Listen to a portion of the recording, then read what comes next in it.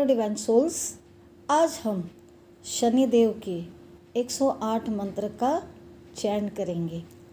चलिए चयन करते हैं। शनिदेव से प्रार्थना करते हैं कि हमारे जीवन के हर कार्मिक परेशानियों को ख़त्म करे, हमारे जीवन में न्याय लेकर आए और हमारा जीवन सुकून भरा हो। शनिदेव से डरना नहीं है, वो न्याय के देवता हैं, हमारे जीवन में न्याय करते हैं। इसलिए हमें अपने सिर्फ कर्मों से डरना चाहिए, कर्म हमें अच्छे रखने चाहिए। शनिदेव रंक से राजा और राजा से रंक भी बना देते हैं, तो वो सिर्फ आपके कर्मों का न्याय करते हैं, न्यायाधीश हैं वो कर्मों के। तो आइए आज हम उनके मंत्रों की चैंटिंग करते हैं। नीलांजन समभाषं रविपुत्रं यमाग्रजं छायामार्तण्डसम्भूतं सं नमामि शनीश्वरं।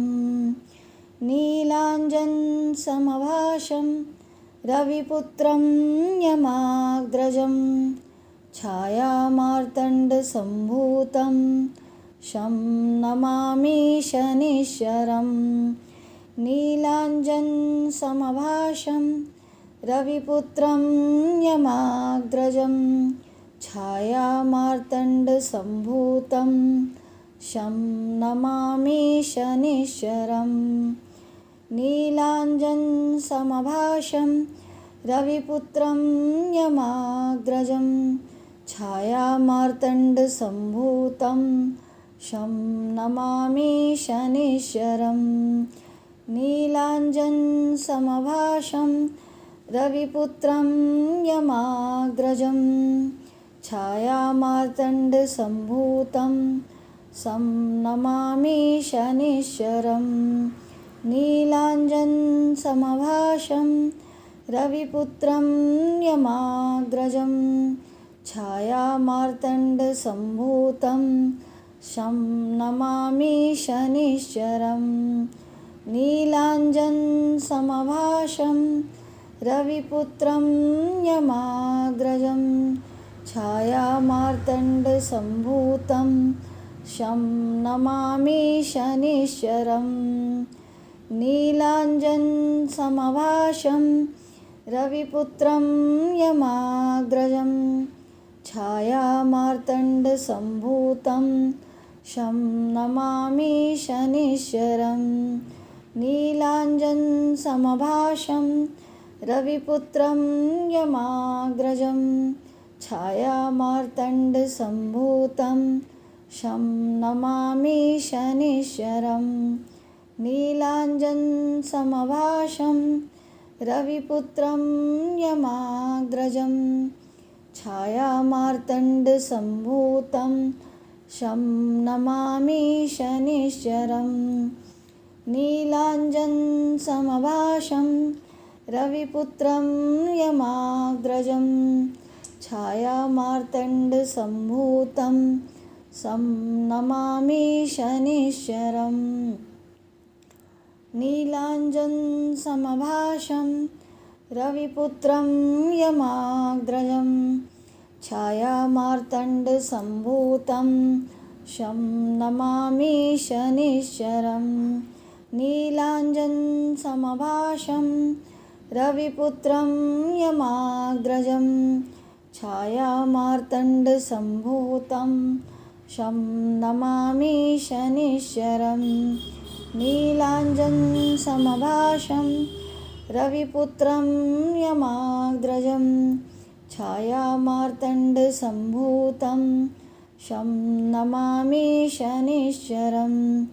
नीलांजन समभाषं रविपुत्रं यमाग्रजं छायामार्तण्डसम्भूतं शं नमामि शनीश्वरं। नीलांजन समभाषं रविपुत्रं यमाग्रजं छायामार्तण्डसम्भूतं शं नमामि शनीश्वरं। नीलांजन समभाषं रविपुत्रं यमाग्रजं छायामार्तण्डसम्भूतं शं नमामि शनिश्चरं। नीलाञ्जनसमभाषं रविपुत्रं यमाग्रजं छायामार्तण्डसम्भूतं शं नमामि शनिश्चरं। नीलाञ्जनसमभाषं रविपुत्रं यमाग्रजं छायामार्तण्डसम्भूतं शं नमामि शनिश्चरं। नीलाञ्जनसमभाषं रविपुत्रं यमाग्रजं छायामार्तण्डसम्भूतं शं नमामि शनिश्चरं। नीलाञ्जनसमभाषं रविपुत्रं यमाग्रजं छायामार्तण्डसम्भूतं शं नमामि शनिश्चरं। नीलाञ्जनसमभाषं रविपुत्रं यमाग्रजं छायामार्तण्डसम्भूतं शं नमामि शनिश्चरं। नीलाञ्जनसमभाषं रविपुत्रं यमाग्रजं छायामार्तण्डसम्भूतं शं नमामि शनिश्चरं। नीलाञ्जनसमभाषं रविपुत्रं यमाग्रजं छायामार्तण्डसम्भूतं शं नमामि शनिश्चरं। नीलाञ्जनसमभाषं रविपुत्रं यमाग्रजं छायामार्तण्डसम्भूतं शं नमामि शनिश्चरं। नीलाञ्जनसमभाषं रविपुत्रं यमाग्रजं छायामार्तण्डसम्भूतं शं नमामि शनिश्चरं। नीलाञ्जनसमभाषं रविपुत्रं यमाग्रजं छायामार्तण्डसम्भूतं शं नमामि शनिश्चराय। ॐ नीलाञ्जनसमभाषं रविपुत्रं यमाग्रजं छायामार्तण्डसम्भूतं शं नमामि शनिश्चराय। ॐ नीलाञ्जनसमभाषं रविपुत्रं यमाग्रजं छायामार्तण्डसम्भूतं शं नमामि शनिश्चरं। नीलाञ्जनसमभाषं रविपुत्रं यमाग्रजं छायामार्तण्डसम्भूतं शं नमामि शनिश्चरं। नीलाञ्जनसमभाषं रविपुत्रं यमाग्रजं छायामार्तण्डसम्भूतं शं नमामि शनिश्चरं। नीलाञ्जनसमभाषं रविपुत्रं यमाग्रजं छायामार्तण्डसम्भूतं शं नमामि शनिश्चरं।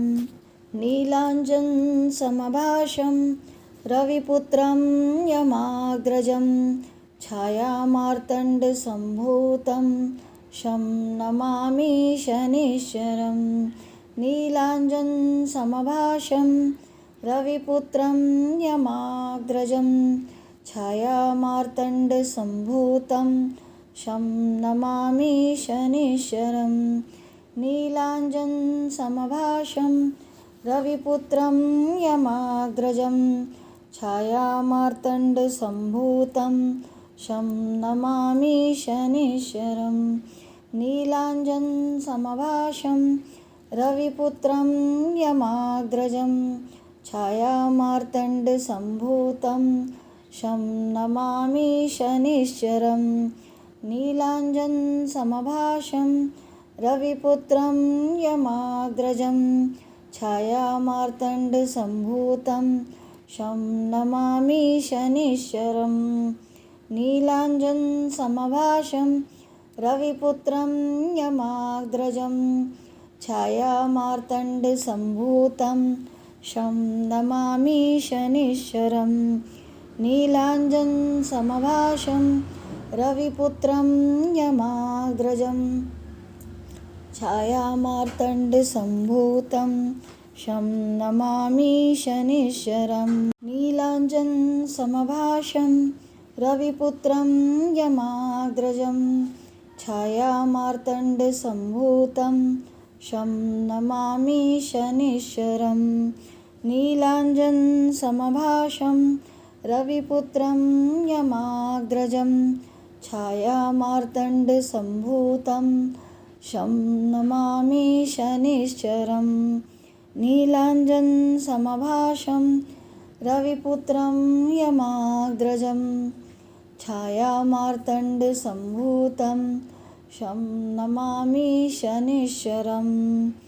नीलाञ्जनसमभाषं रविपुत्रं यमाग्रजं छायामार्तण्डसम्भूतं शं नमामि शनीश्वरं। नीलाञ्जनसमभाषं रविपुत्रं यमाग्रजं छायामार्तण्डसम्भूतं शं नमामि शनीश्वरं। नीलाञ्जनसमभाषं रविपुत्रं यमाग्रजं छायामार्तण्डसम्भूतं शं नमामि शनीश्वरं। नीलाञ्जनसमभाषं रविपुत्रं यमाग्रजं छायामार्तण्डसम्भूतं शं नमामि शनीश्वरं। नीलाञ्जनसमभाषं रविपुत्रं यमाग्रजं छायामार्तण्डसम्भूतं शं नमामि शनीश्वरं। नीलाञ्जनसमभाषं रविपुत्रं यमाग्रजं छायामार्तण्डसम्भूतं शं नमामि शनीश्वरं। नीलाञ्जनसमभाषं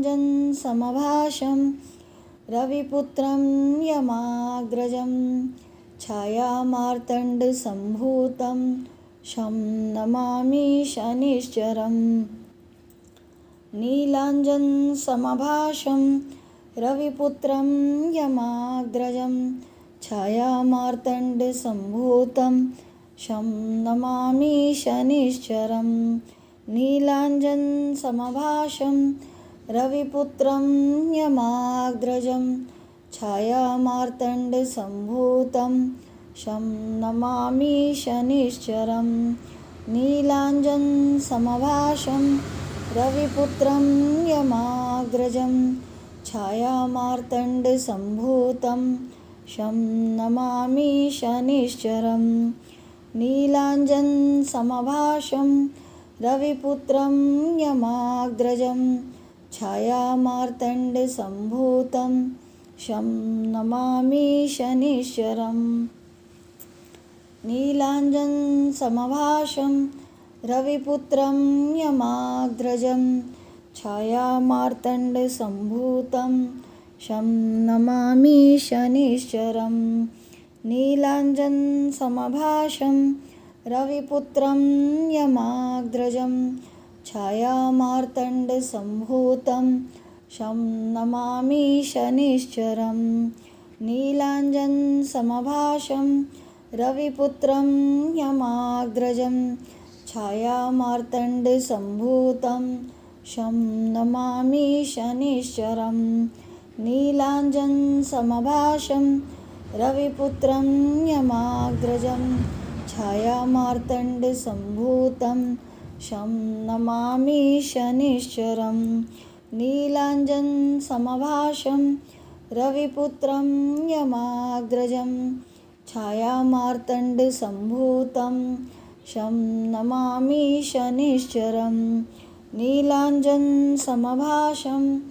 रविपुत्रं यमाग्रजं छायामार्तण्डसम्भूतं शं नमामि शनीश्वरं।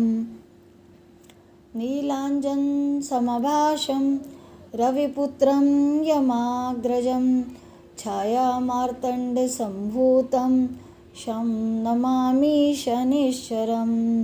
नीलाञ्जनसमभाषं रविपुत्रं यमाग्रजं छायामार्तण्डसम्भूतं शं नमामि शनिश्चरं।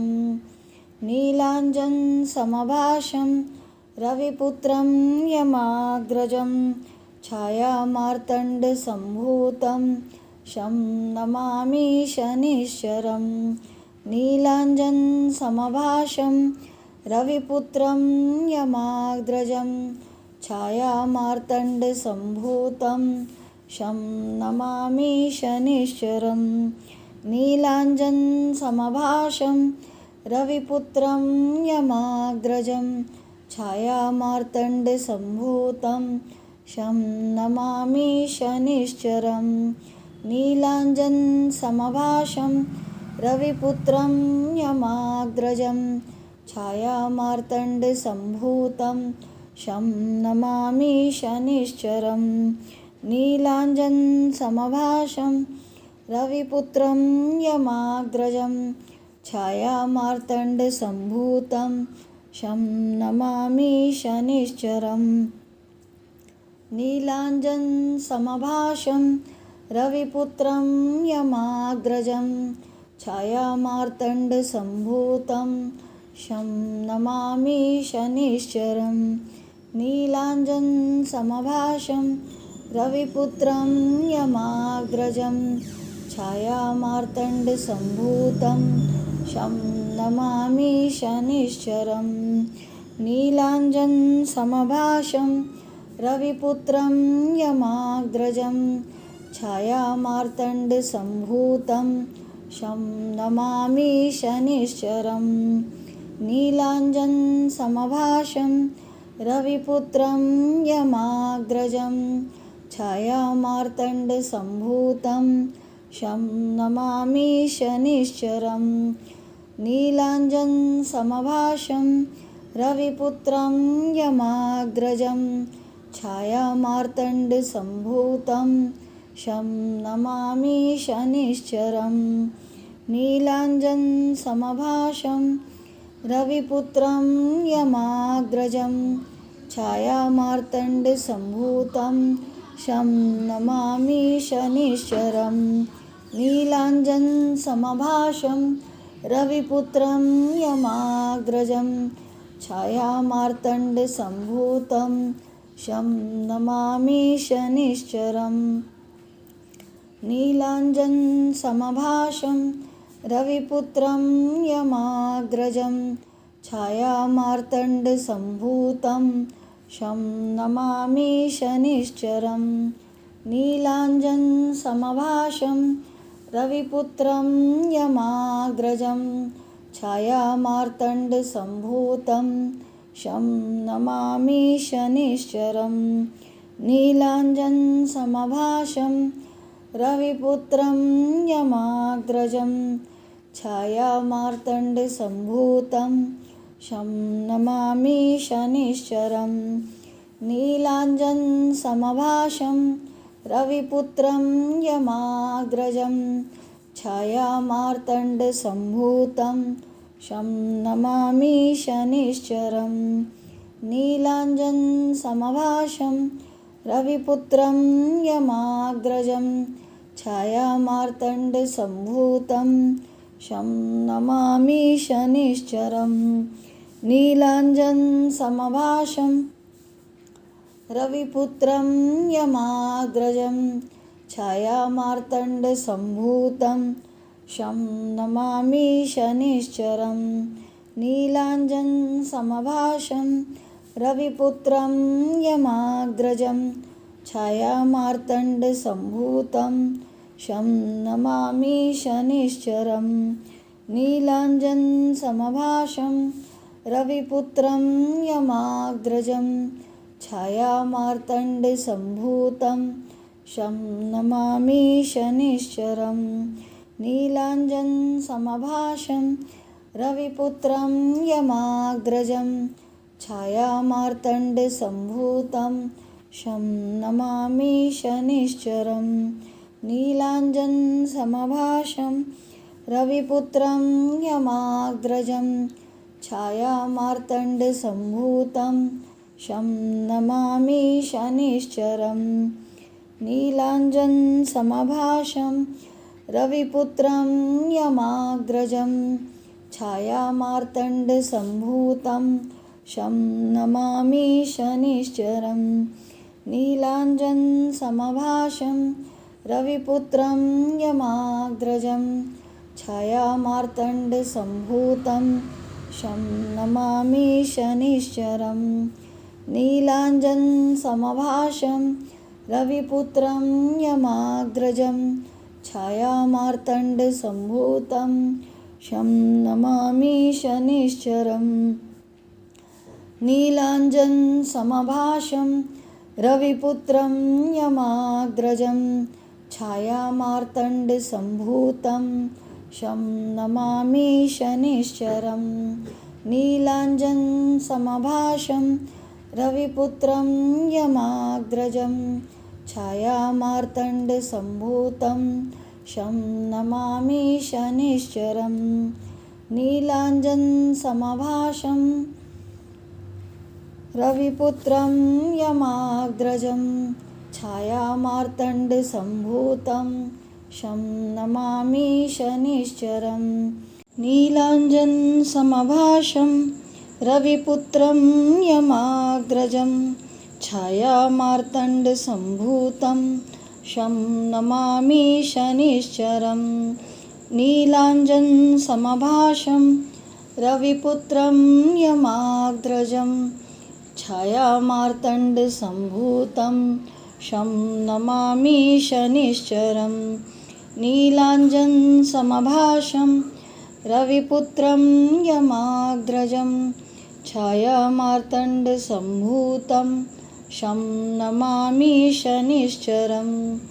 नीलाञ्जनसमभाषं रविपुत्रं यमाग्रजं छायामार्तण्डसम्भूतं शं नमामि शनिश्चरं। नीलाञ्जनसमभाषं रविपुत्रं यमाग्रजं छायामार्तण्डसम्भूतं शं नमामि शनिश्चरं। नीलाञ्जनसमभाषं रविपुत्रं यमाग्रजं छायामार्तण्डसम्भूतं शं नमामि शनिश्चरं। नीलाञ्जनसमभाषं रविपुत्रं यमाग्रजं छायामार्तण्डसम्भूतं शं नमामि शनिश्चरं। नीलाञ्जनसमभाषं रविपुत्रं यमाग्रजं छायामार्तण्डसम्भूतं शं नमामि शनिश्चरं। नीलाञ्जनसमभाषं रविपुत्रं यमाग्रजं छायामार्तण्डसम्भूतं शं नमामि शनिश्चरं। नीलाञ्जनसमभाषं रविपुत्रं यमाग्रजं छायामार्तण्डसम्भूतं शं नमामि शनिश्चरं। नीलाञ्जनसमभाषं रविपुत्रं यमाग्रजं छायामार्तण्डसम्भूतं शं नमामि शनिश्चरं। नीलाञ्जनसमभाषं रविपुत्रं यमाग्रजं छायामार्तण्डसम्भूतं शं नमामि शनिश्चरं। नीलाञ्जनसमभाषं रविपुत्रं यमाग्रजं छायामार्तण्डसम्भूतं शं नमामि शनिश्चरं। नीलाञ्जनसमभाषं रविपुत्रं यमाग्रजं छायामार्तण्डसम्भूतं शं नमामि शनिश्चरं। नीलाञ्जनसमभाषं रविपुत्रं यमाग्रजं छायामार्तण्डसम्भूतं शं नमामि शनिश्चरं। नीलाञ्जनसमभाषं रविपुत्रं यमाग्रजं छायामार्तण्डसम्भूतं शं नमामि शनिश्चरं नीलाञ्जनसमभाषं रविपुत्रं यमाग्रजं छायामार्तण्डसम्भूतं शं नमामि शनिश्चरं नीलाञ्जनसमभाषं रविपुत्रं यमाग्रजं छायामार्तण्डसम्भूतं शं नमामि शनिश्चरं नीलाञ्जनसमभाषं रविपुत्रं यमाग्रजं छायामार्तण्डसम्भूतं शं नमामि शनिश्चरं नीलाञ्जनसमभाषं रविपुत्रं यमाग्रजं छायामार्तण्डसम्भूतं शं नमामि शनिश्चरं नीलाञ्जनसमभाषं रविपुत्रं यमाग्रजं छायामार्तण्डसम्भूतं शं नमामि शनिश्चरं। दोस्तों, ये था शनिदेव का 108 मंत्र जाप। आप इसे जब भी शनिदेव की प्रार्थना करनी हो, उनकी कृपा प्राप्त करनी हो, आप इसे सुन सकते हैं। ये आवश्यक नहीं कि आपको शनि की अड़ैया हो, 7.5 हो तभी आप सुने। हमारे जीवन में हमें हमेशा शनिदेव की कृपा प्राप्त करनी चाहिए, जिससे हमारे जीवन में हमारे कर्म अच्छे हों और हमें हर पग पर सही मार्गदर्शन मिले, सही न्याय मिले। Thank you everyone, take care, God bless you.